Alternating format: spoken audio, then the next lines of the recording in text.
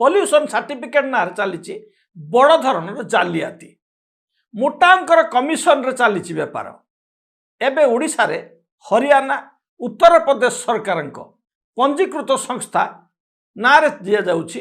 प्रदूषण मुक्त सर्टिफिकेट मात्र 100 टंका खर्च रे मिली पारुछि प्रदूषण मुक्त सर्टिफिकेट एबे या सरकार को नजर को आसिया परे विभिन्न राज्यर पंजीकृत संस्था कहि दिया जाउथुवा प्रदूषण सर्टिफिकेट घटनार जांच करा जिवो बोली परिवहन कमिशनर अमिताभ ठाकुर कहिसंती ए पर्यंत 52टी प्रदूषण सर्टिफिकेट संस्था बेआईन कार्यकलाप लगी लाइसेंस रद्द करा जिवो बोली परिवहन विभाग तरफ नोटिस करा जायछि कारण दर्शाओ नोटिस उत्तर मध्य मगा जायछि बड़ धरणर एक्शन हे बोली कमिशनर कहिसंती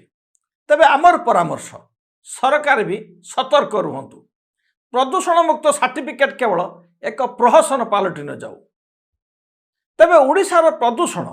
जो बड़ी भाव में उत्कट हेलानी मनीष सुस्थ रहिबा असंभव हो पड़ी निजे बंचिबा पाई निज वायु को सुस्थ रखिबा पाई आम सरकार जो व्यवस्था करुछंती ताहाकु कार्यकारी करिबा कहार दायित्व केवल सरकार प्रशासन ना आम समस्तंकर यह मध्य एक आलोचनार विषय दर्शक बंधु बंची थिले तो गाड़ी रहिबो निजे असुस्थ हेले गाड़ी धन संपद कहा पाई एणु निज पाई आपातत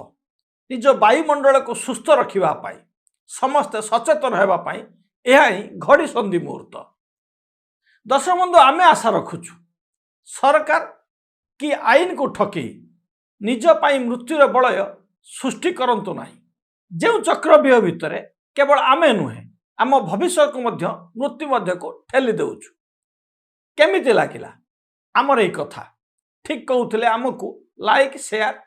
एवं आम ओडिया न्यूज .live को सब्सक्राइब करने को अनुरोध करुछु नमस्कार।